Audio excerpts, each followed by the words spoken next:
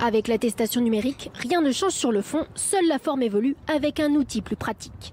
Dès lundi, les Français pourront se rendre sur le site du ministère de l'Intérieur et du gouvernement pour télécharger le formulaire depuis leur smartphone. Une fois remplie, l'attestation sera matérialisée par un QR code, une sorte de code-barre que les forces de l'ordre scanneront sans toucher l'écran. Après 2 semaines de confinement, les Français se sont appropriés ces enjeux et ces règles. J'annonce la mise en place d'une attestation numérique, une nouvelle solution simple et sûre. Pas de collecte des données, promet le ministre de l'Intérieur, et pas de fraude possible sur l'heure de sortie. Les forces de l'ordre connaîtront l'heure à laquelle le formulaire a été édité. Il n'est donc pas possible de le remplir à la dernière minute, à la vue d'un contrôle de police.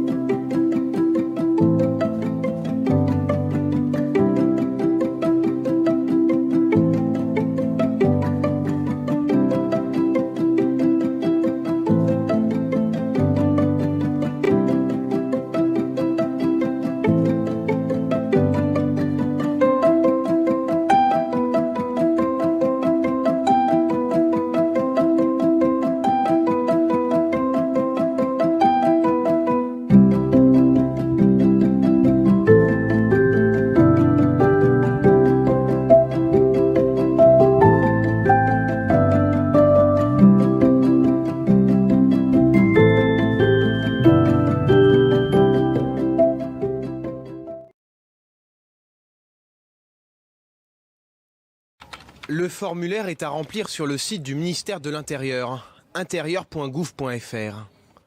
Les informations sont les mêmes que celles demandées sur le formulaire papier. D'abord son identité, sa date et son lieu de naissance, puis son adresse.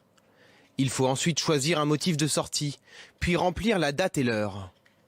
Une fois ces informations complétées, un fichier PDF est généré, sur lequel figure un QR code, comme celui-ci.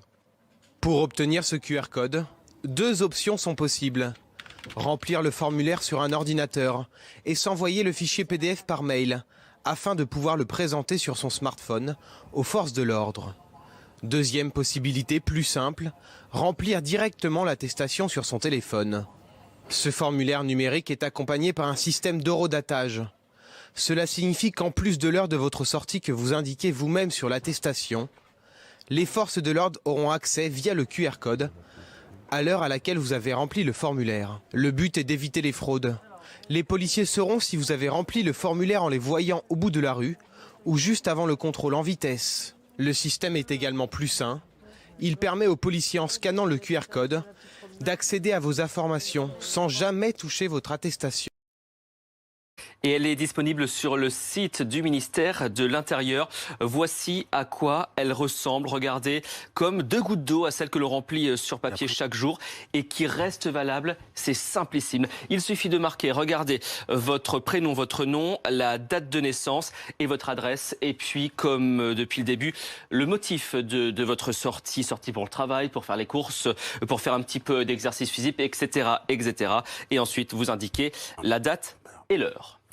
Une fois qu'on a fait ça, Julien, eh bien, vous validez, ça génère ce qu'on appelle un QR code. Regardez, ça ressemble à ça. C'est une sorte de code barre que vous allez présenter aux forces de l'ordre en cas de contrôle. Et c'est ça, justement, qu'ils vont scanner. Ils vont voir sur leur écran tout ce que vous avez déclaré déjà, le jour et l'heure que vous avez rentré, mais aussi, et surtout, et ça c'est très important, l'heure à laquelle le document a été généré.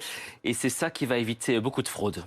Dernière question, avantages et inconvénients de cette nouvelle attestation. Les avantages, déjà, regardez, côté sanitaire, aucun souci, puisque le QR code, avec ce QR code, le policier ou le gendarme n'a pas à saisir votre téléphone. C'est donc très propre, pas de risque de contamination. La plateforme, elle est très simple aussi. Je l'ai testée tout à l'heure sur tablette, sur smartphone, même sur ordinateur. C'est simplissime. Et puis, un point très important, le site ne collecte pas de données. C'est pour ça d'ailleurs que ça a pris un petit peu plus de temps que l'attestation papier. Le ministère de l'Intérieur ne voulait pas d'application à cause de ça. Et puis un inconvénient, parce que du coup, il faut toujours le remplir à chaque fois qu'on veut sortir, à chaque fois qu'on veut faire une démarche. Mais c'est le principe, c'est pas forcément de vous faciliter la vie. Et puis, un dernier conseil, il faut toujours recharger votre téléphone avant de sortir. Ça paraît bête, mais le coût de la panne et le coût de la décharge, ça ne va pas marcher longtemps auprès des forces de l'ordre. Merci beaucoup Julien Migomélière pour ces précisions et pour cette présentation.